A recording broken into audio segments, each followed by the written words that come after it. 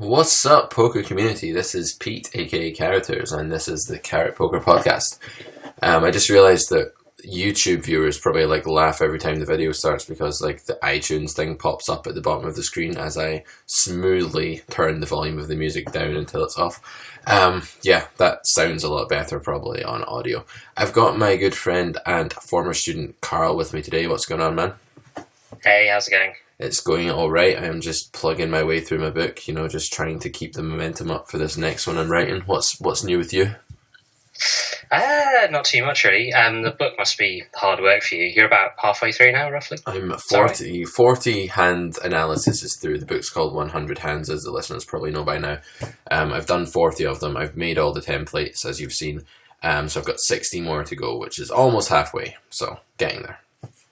That's cool. Yeah, I don't know if the listeners are aware, but obviously I've been helping you out with it a little bit, and it's going to be amazing when it comes out. There's just so much content in there. That's why I say you're working hard, because it's lengthy. Yeah, the problem was that when I wrote the first few hands, I was really enthusiastic, and I was writing big essays, but that kind of set the standard for the book, so then I didn't want to start giving really half-arsed kind of answers after that to the hands, so literally they're some of them are dissertations on one hand, and some of them are just 1,000 word essays or whatever, but there's a lot of text and a lot of rambling, which is the way I like to do it. I like to be thorough. But yeah, anyway, so you've not been playing too much poker recently, right?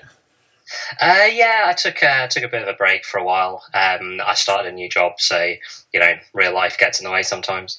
But yeah, I've been getting back into it a lot more over the last kind of month or so, and just working my way back up really, and revisiting some assumptions about which sites I play on and that sort of thing. Yeah, so we're going to talk a little bit about site selection today, because you probably know more about it right now than I do. I just sort of say, okay, right, these students play on these sites, a lot of them play on Stars, a lot of them play on US sites because they can't play on Stars or whatnot. So I guess the question becomes for the European, for the person who has all the sites open to them, is there anything to be gained? Let me ask you this then, in your research that you've done recently, is there anything to be gained by moving away from mainstream Stars, Zoom, etc., and towards one of the smaller pools? What do you think?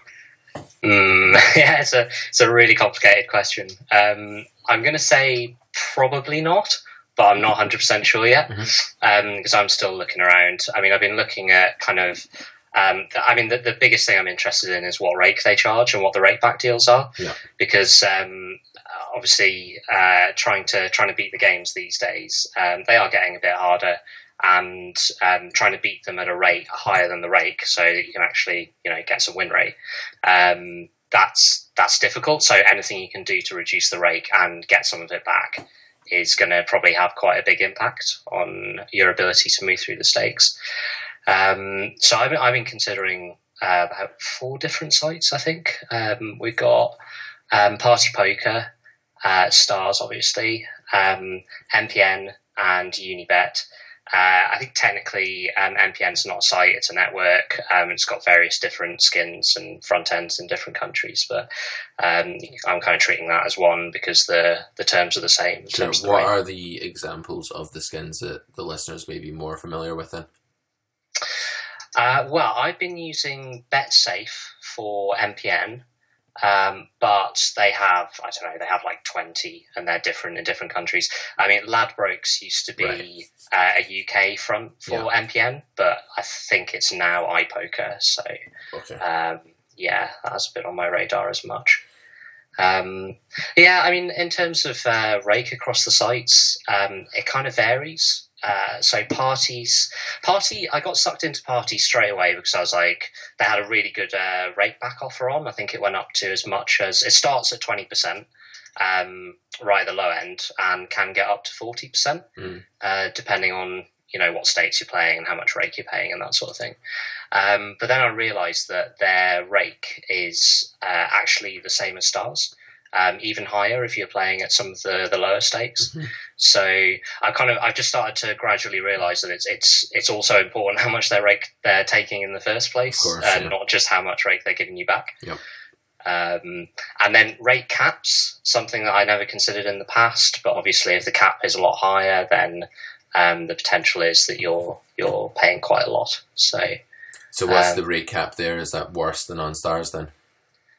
Let me check my numbers. It looks like, because I've done like a spreadsheet and that sort of thing, trying to work it out. That's just the general mantra for you in life, though. It's like, what are you going to have for lunch this week? Well, obviously I've done a spreadsheet, so. Pretty much. It's just having a look now. It's much worse on a party than it is on Stars. Okay. Starting at the kind of like 5NL end, it's as high as 50 big blinds. And that's like whether it's a 2-player pot or a 5-player pot, because they tend to have it different depending on how many people are involved in the hand. But yeah, it's like 50 at the low end for party, and Stars it's somewhere between 15 and 20. So, right, okay. Yeah. Yeah, it's crazy, isn't it? Like these little things that are lurking in the background. Like a site will obviously promote what the player is more familiar with, which is usually rakeback or software or game selection or promotions, but there's all this stuff lurking around that you've really got to be careful that you don't succumb to. So Party looks like probably a much worse bet than Stars in terms of what you're actually likely to pay. Does the game selection in any way compensate for that, both in fast forward and regular? Well, I've only been trying out fast forward because I don't really play regular anymore. Although I could consider going back to it, but from what I've seen of the fast forward stuff, it's about the same. It's not really any fishier, I don't think. And then there's obviously the software to take account of as well. Especially for me, because I use hotkey software with Zoom to try and get my volume up. Yeah. And also just to make the playing experience a bit more pleasant, because these days I would rather be like on my keyboard hitting keys. It makes things easier on my hands as well as faster to play. Yeah, you don't want the strain of using the mouse. I mean, it's almost like being some kind of manual labourer, isn't it? It's like a bit like mining in that respect. It sounds silly, but like having gone back from the keyboard to having to click the mouse all the time on Party Poker, I am actually getting like a sore finger from doing it. I can imagine. Just to show how long it's been. It's a bit like the Queen having to like run her own bath or something again. I'm sure that would be horrendously stressful if someone made her do that. Yeah, I guess. But anyway, so yeah, you were saying, so I guess my other question is it worth switching away from Stars simply because it's really, really annoying having to open a stupid little chest all the time for the same thing? Yeah, so that's a really good question. That's something else that I've been looking into. I've been hassling their support about it as well, because if I was cynical, I would say that this new reward system is overly complicated on purpose. Yeah. It's very, very difficult to work out just the headline figure, basically. Like, what is your rake back? They're clear about the rake, very clear about the rake. And if the rake back was better, why make it strange? Why make it, like ambiguous for the potential customer to figure out? If you're saving money on something, usually you'll see 40% off, come buy 2, get 3, whatever. It's normally when people are conning you that it's in the finest of small print, or better yet, hidden in a sort of labyrinth of variants. So yeah, I don't even think it's cynical. I think it's just plainly realistic to assume that the chests are bad. Maybe there's probably information out there and people that have worked it out, but even from a practical purpose, are the chests not just really irritating? Like, it's not like you open one and then suddenly like a buy-in flies out of it like every now and then. Like, no, I don't even know if you can get anything good from them. All you can get is progress towards more chests. It's like it's ridiculous. It's like I agree. The chests themselves are quite tilting.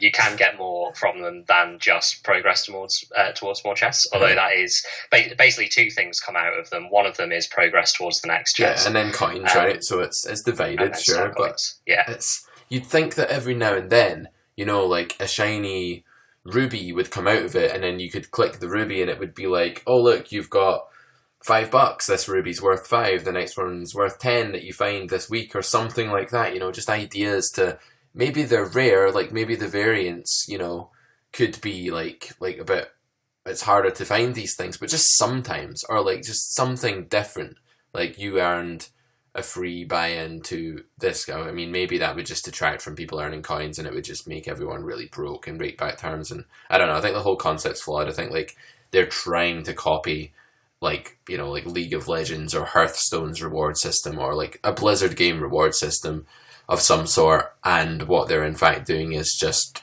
making it really horrible for everyone. That's my opinion.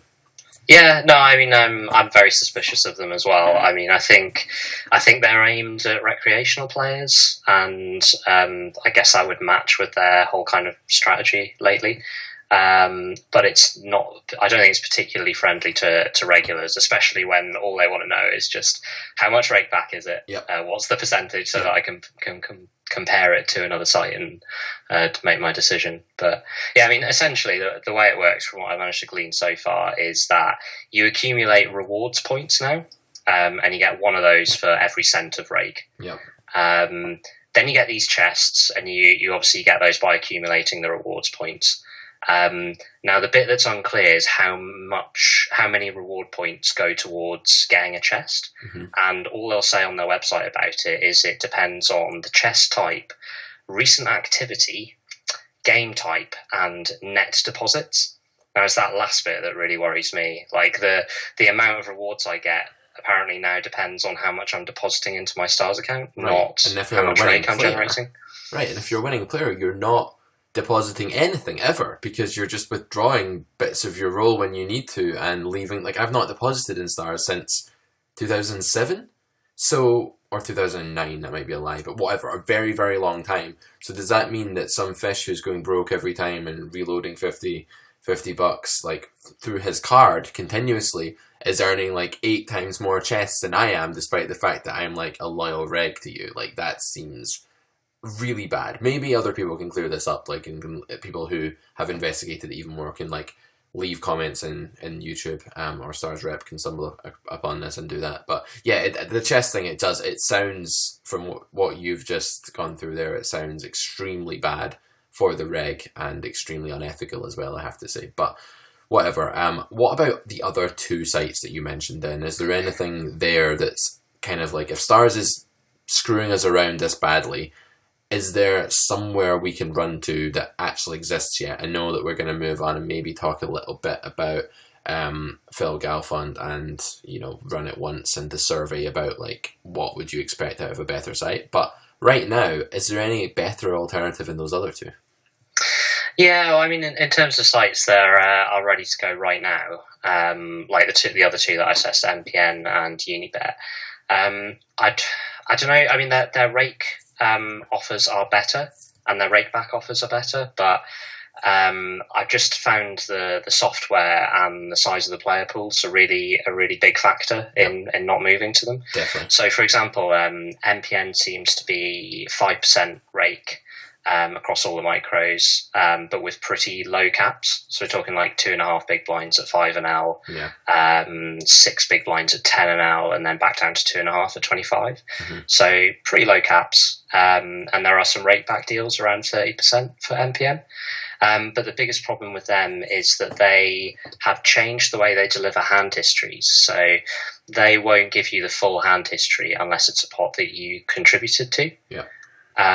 They will give you a very basic, you know, these were your whole cards and this was the time of the hand or something like that, but they won't give you the rest of the information. But what that means is the HUD stats are skewed, and the HUD won't appear. So I don't know whether this holds for Hold'em Manager, because I use Poker Tracker, but for Poker Tracker certainly you have to use an old version of PT4. Because the newer versions of PT4, they made a decision not to show the HUD. So rather than show you skewed stats, they'd rather show you nothing. I don't really know how I feel about it. I don't think I like either of their decisions, NPNs or PT4s. But yeah, the fact is with that site, you're going to have to use one of the old versions of PT4 to get a HUD. Yeah, I can understand like PT4 doing that, because they are like that data is just going to get completely murdered. Like, people would have to like actually start from scratch and find out how you interpret that data. Of course, you could see who's a rig and who's a fish, and it'd be useful if we could still do that. And PT4 are not generally on the bandwagon of let's cater towards bad players, because bad players don't buy PT4. So it's a kind of strange decision by them, I agree, and definitely a really bad one by the site. And I've coached students that play on this network, and every time they're like, by the way, this HUD is like bullshit, and I'm like, that's terrible, like how can you tolerate that? So yeah, I think I think it's a huge factor. If a site could just appear that has nice software like stars and different themes and customizable themes, and it's smooth and it's not doesn't look like the cards are out of like Windows 98, then it would be awesome and people would go there. But I don't understand why it's so difficult for the other sites just to not produce really shit software. Like, why? Yeah, I mean the software is, yeah, it's just not as good as Stars. I guess they've got more resources to invest in it. Once you get to that size, you can put more developers on it. But yeah, I mean, it's a big factor. It's the reason I haven't switched over to Unibet as well, even though they've got a rake of 1%, which is the lowest I've seen, and some really good rake back deals around sort of 50%. They have no support in PT4 at all. Yeah. So and the software is quite basic and the player pools are really small. So unfortunately, I don't think I'm going to be able to move there either.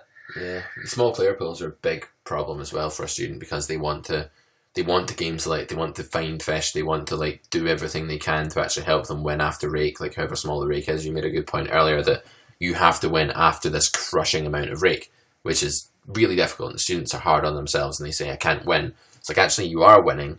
You're just not winning by a massive amount, which is what actually winning post-rake is. So yeah, I mean, it's a shame that you have to also like sitting down and wasting so much time like trying to find a game on wait lists. It's soul destroying, it puts people off, and it's a big problem. But it's obviously a catch-22. It's a vicious cycle that when a site has not got the customer base, it doesn't have the software because it's not big enough. And if it doesn't have the software, it doesn't have the customer base. So how do you break it? How do you get out of it? Is there any light at the end of the tunnel in what we're seeing now from this movement that we're seeing from the Run It Once community and Phil Galfon's idea of creating something better? What do you think? Yeah, maybe. I mean, just being asked my opinion was really encouraging. Just to start with, yeah. They came up with a pretty neat form, lots of questions in. It only took me like 10 or 15 minutes to answer, but I was really impressed with the questions that they were asking me, and you can sort of tell from that they were genuinely interested in making a site that's good for regulars.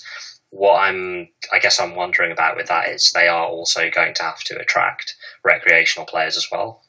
We do depend on them. So, yeah, I don't know. I'm hoping that they'll be able to come up with an offering that has a reasonable level of rake, software that's at least comparable with Stars, and they can also get enough of the recreational players in. I don't know what you think. I think that's like the big problem with what they're doing is how will they attract the fish if they get known from the beginning as this is like a serious site for professional poker players. It doesn't take much word of mouth before like no fish go there, or a fish goes there and sees that, oh wait, I don't get a chest now, so I don't get to like click open that chest, and now there's just like these 5 guys like beating the hell out of me at this table. And the regs won't go there either. So this is the other problem, that you have to find this horrible, it's really difficult actually, it's a horrible situation because you have to not only cater to the regs, like you say, but you have to find this balance and somehow still attract other players to the site. And what Stars is doing right now, actually, as much as I hate the way that they are kind of taking away some of the benefits of the more serious players, the regs, we're kind of getting it back because the Zoom pool is getting fishier and fishier, in my opinion. Like, I'm seeing way more fish playing like 100 Zoom now than I did like 2 years ago. Definitely, and that must be a result of the marketing, I think. Yeah, I mean, I guess that is a good thing. It's just, I think the rake's high.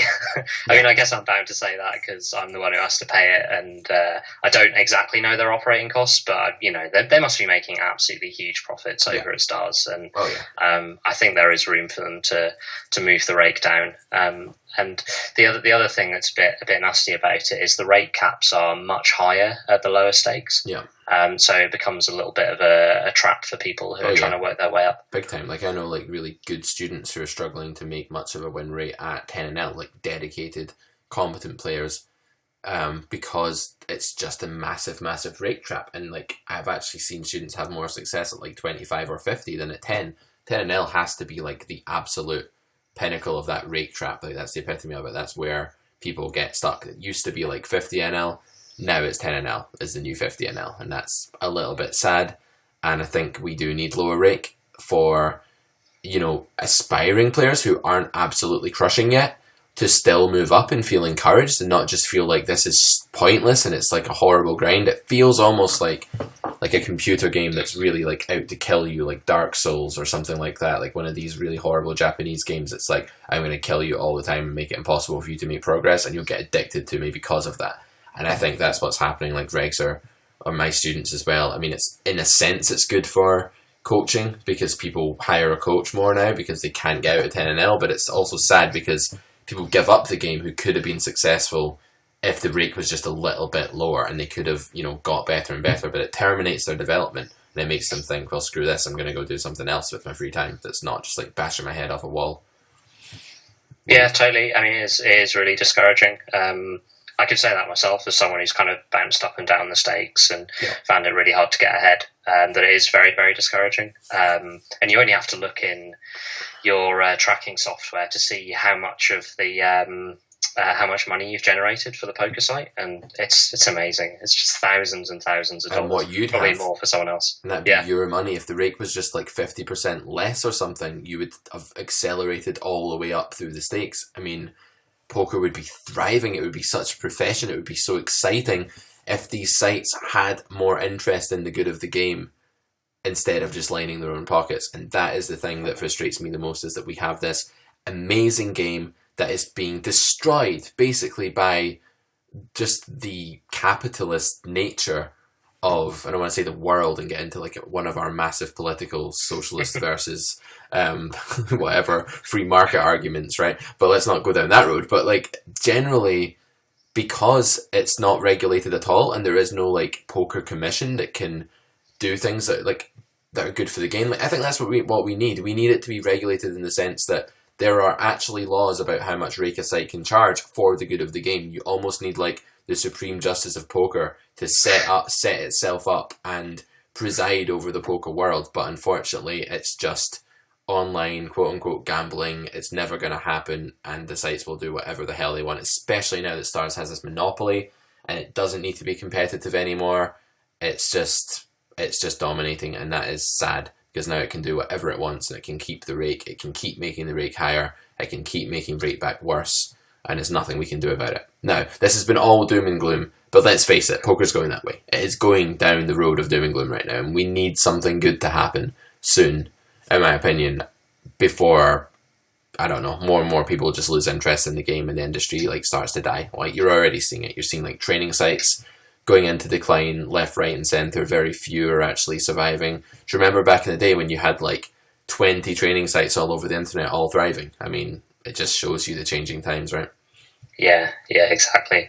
I mean, in theory, what would happen is someone new would come in if they're able to run the service for a lower price, so a lower rake, and steal everyone's customers, then that should happen. So I guess that's kind of the free market competition solution to the problem. And I would be in favour of that more than some government entity deciding what the level of profit should be. Although I totally agree with the regulations around how players' deposits are stored. Yeah. I mean, that's something that the industry isn't really going to do on its own, I don't think. Yeah. So you need someone to sort of step in and say, well, look, you're going to need to store it in a different account. And I'm no expert on player fund segregation, but that's definitely there's a role for government there for sure. But I mean, maybe the run it once thing is that. Maybe it's a new competitor coming into the market who's going to offer a decent service at a lower price and make a ton of money out of it by stealing everyone's customers. You'd really hope so. It needs to happen. I mean, as much as I'm not generally actually that, it might surprise you, but I'm not actually for a planned economy in any way. I think that clearly when it comes to poker, the free market is failing. It's not working. You don't see healthy competition. The free market kind of works in real life. Okay, you have all these supermarkets that dominate, say, the food sales industry, but you go there and you can get your food, you can pay what you expect to pay for it, you can eat, you can get automated checkouts and bags and there's cashiers and everything's fine, right? No one gets really, really infuriated about Morrison's or Tesco generally, right? But online, I feel that isn't working, because with Morrison's or Tesco, if they started giving you your food in like, I don't know, started like giving you no bags ever and giving you it in like balled up bits of tissue paper and stuff like that, and never having any of a certain food, they wouldn't survive, and a new one would pop up and put them the hell out of business. But for some reason in poker, the big sites have just been allowed to pillage the average player completely, and no one's done anything about it. No one's stepped up yet. So this is what we need to happen. And, you do wonder whether the free market can work when it comes to poker. Like, is it a big enough industry for the free market to actually operate properly? Or is there too much of a monopoly now with Stars and their outreach and their base and their software, etc.? That's my fear. And maybe if this doesn't work, the only other solution would be some kind of poker, centralized poker body that could, I don't know how that would even set up or become legal or gain the right to be legal. It sounds like a far-fetched dream, so I'm probably just going to drop it for now. But yeah, we do need a solution of some sort, definitely.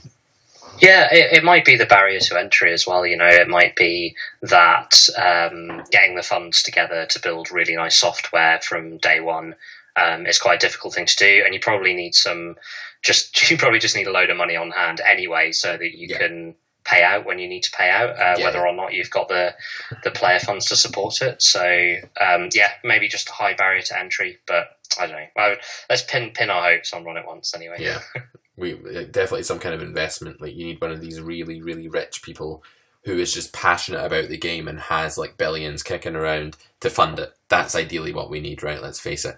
Like, possibly the guys that Run It Once, who knows? Maybe billions is an exaggeration, but we need something like that. Maybe someone from outside of the game. Like, remember that bald guy that was really, really rich and played for charity in the big game all the time? Like in high stakes poker? Don't know if you remember him. I don't remember that, no. No, I can't remember his name now, but he used to play for charity, so everything he won would go to charity. And, he just loved the game. We need someone like that to step into the online poker world and do it. Anyway, let's move on. We also, before we wrap up today, and we need to wrap up pretty soon because I've got a coaching lesson, but we're briefly going to talk about solvers, because you've been having a debate with another one of my students who's very, very much pro solvers for everything, as I coach them for, loads of lessons. So Daniel's probably listening to this and thinking, yeah, that's me. So we did a lot of work with solvers, because that was what he loved about the game. He's fascinated by solvers, whereas you were always like the Scrooge of solvers, who were, and I remember you being like, these damn machines are coming in, and like these solvers these days are like ruining poker for everyone. I'm exaggerating, right? But you're like the old man, like waving his proverbial walking stick at the solvers, or bashing the solvers with a walking stick. So how do you feel now about solvers? Are you any more sympathetic? Well, I'm actually the kind of guy who would be naturally sympathetic towards solvers. I'm very kind of mathematically minded, and I've got a computer science degree, so you can see how I would be kind of very attracted to that. Sure. I think I was won over by my understanding of the limitations of solvers, why they haven't yet managed to solve the game, just purely in terms of the size of the game tree for No Limit Hold'em. Yeah. If you think about it, trying to calculate every single decision point through to showdown, for every single bet size and every single flop texture and turn and river and all the rest of it, especially if it's getting onto like 3-player 4-player pots, that sort of thing. It's just completely infeasible. I saw a really good video once about it where the guy was saying that it wasn't even storable. Even if you could calculate this strategy, there's no hard drive on, or no storage on planet Earth that could actually hold the strategy. So that was one of the reasons why I was quite skeptical about solvers to start with. I have been won over a bit by Dan's arguments, and it's one of the great things about the study group, really, that you get to have these kind of really interesting debates with people. So Dan told me about one of the simplifications that the solver he uses makes use of. So it basically simplifies the game tree by using fixed bet sizes. I think it's limited to 2 players as well. I'm not sure about that. Yeah, generally. But so essentially by limiting the bet sizes, it's say like a third pot, half pot, 75% pot, whatever. By doing that, it vastly reduces the number of options at each point in the tree. And if you think about it as well, that's not too far away from what players do in real life as well. There's even the recreational players are going to be using the buttons on the site software. Regs might alter from that a little bit, but they're still just going to use a sort of defined set of bet sizes. So I was won over by that. What I wasn't kind of won over by was using it in open action spots. So the spot we were talking about was a flop spot, and it was 3-bet pot. So I think it was big blind versus button, and it was, I don't know, something like king 8-7 two-tone. And the solver said, us as the 3-better and the big blind said bet. So it's kind of like 30% pot or something like that with your whole range or close to your whole range. Oh yeah, but it has to check like some random hand like 7.3% of the time. That's like essential to the strategy being optimal, right? Like the solver has to do that. Yeah, and this is one of the main problems with it. I mean, I don't doubt, given the stuff we just talked about with bet sizes, that it's come up with a really good strategy for all of the future streets. The problem is how we're actually going to implement it or even know what it is. So I kind of prefer to come at it from the point of view of what sort of simplified strategies am I actually going to be able to implement on future streets. And I can't see a way around in that particular hand how I'm going to play my value hands across 3 streets, for example. Given that I'm not going to be able to get all in on a traditional sort of bet line. And also how I'm going to protect myself against floating strategies. And I'm sure the solver has that covered, but that's not enough, is it? I mean, it's doing all that, and I mean, it just check calls the turn more than what we're used to. I mean, you can simplify, I think, what a solver is doing incredibly well. Like, I think you can actually just say, solvers have ran millions of simulations, and by doing this, they have realized that when they have a range advantage, they give up unnecessary amounts of EV by checking.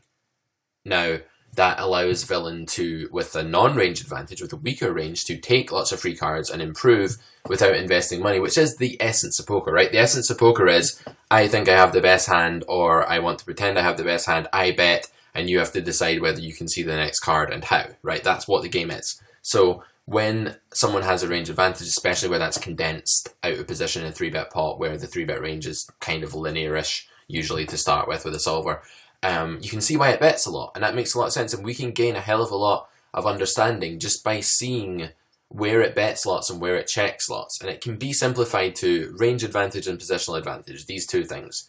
And beyond that, you can use an intuitive understanding, I think, to sort of say, okay, I've embarked on this line now, this is my range for better or for worse on the turn, what am I then doing with it? And you can figure out ways of balancing it on your own just by understanding what are the best hands for each task. Now, if you try to copy a solver exactly, you're going to not have no idea what you're doing because you're doing everything some weird frequency of the time and you're going to get completely lost. So solvers are completely unapplicable if you try to literally copy them and imitate them.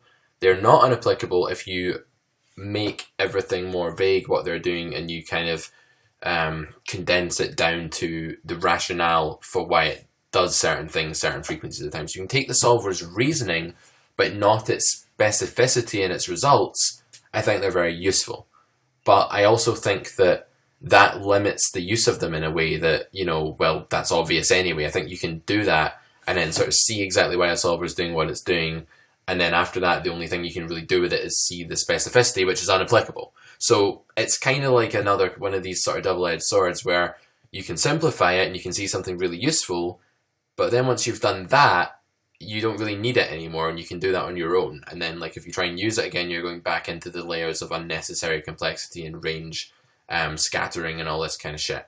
So yeah, I think they're kind of useful, but in ways that we already kind of understand anyway. At this point, I think if we'd come up with a solver like 10 years ago, it would have illuminated loads of stuff, because 10 years ago we were just like, oh, let's bet 2/3 pot because we have aces, right? This was our thinking 10 years ago. So if we'd got it then, I think we'd be like, wow, we've missed so much about how ranges interact with each other. But I think we kind of solved that stuff on our own, which allowed us to build the solver, which now means that unless we become computers, we can't really use it that well. That's my opinion. I think solvers are massively overrated, and I think that what they do tell us is stuff that we can figure out anyway. Like, I knew most of the things a solver was doing before I looked at a solver. Like, I knew what was optimal. The solver confirmed it, that didn't really help me coach. You know what I mean? It just confirmed that what I was doing was right, which is maybe a good thing. Yeah, for sure. I mean, I agree with all that. I think you just you have to have the some kind of a simplified follow-on strategy. So if you're going to take the solver's recommendation for the flop in that hand we're talking about, Yep. you're going to have some idea of what you're going to do on the turn of the river. Of course. If you don't, you may actually have a higher EV for the hand by deviating on the flop, if you know what I mean, because it's all dependent. Absolutely. And that's a big problem, is that people have always historically famously tried to simplify poker beyond the realms of possibility, and that's one thing I've dealt with for almost 10 years now, and teaching people, first for free and then as a coach who's being paid for it, and it's always been a problem. And now the modern symptom, the modern strain of this ailment is to go, solver recommends this, therefore do this, and then have no idea what the hell you're doing after that in the hand with your range, and not even really understanding what your range is or why it's that way. Teach the fundamental ideas that the solver uses. Teach people why the solver does what it does. Don't teach people what the solver does. That's the huge problem, is that, like anything, when a tool comes along in any industry and it's new, it gets massively misused and abused. And I've had comments on my book. Some guy wrote in a 2+2 thread for my book, it's unacceptable in the modern day to not use solver analysis to back up every point that you make. And I just thought, that is the most bullshit thing I have ever read in my entire life. If you did that, then you would actually not be teaching a human being how to understand the game intuitively using human notions. You'd be trying to force them to think like a computer, which they're completely incapable of and always will be. So that's nonsense, basically. Anyway, I'm going to have to go because my student is messaging me, and we've kind of ran this over a bit more than I thought, but it's been a really interesting conversation, so thank you for that, and I hope the listeners have enjoyed it. We'll get you back on the show very soon for another kind of chat about whatever other ideas you have and other topics you want to discuss, because I think the two of us always have quite a good in-depth back and forth that you can't always get with every guest, so definitely have a priority to get you back on. And for listeners, keep listening. I will be bringing this out more and more as I get closer to publishing this book. Publicity is really important for me, so I will be incentivized to bring you guys weekly podcasts again, definitely. Not that that's a good excuse or a good reason to not do it anyway, but yeah, stay tuned for much more from me.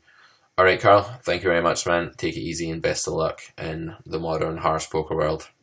Thank you, thanks very much. Alright, catch you later. Right, guys, if you want coaching from me, still doing it, admin@carrotcorner.com. Hit me up. Anything you want to say, leave me a comment, email me, give me feedback. What do you guys want to see in the podcast? You want to come on my podcast as a guest? Shoot me a message, give me your Skype, we can talk about it. Alright, see you next time, guys. Thank you for listening.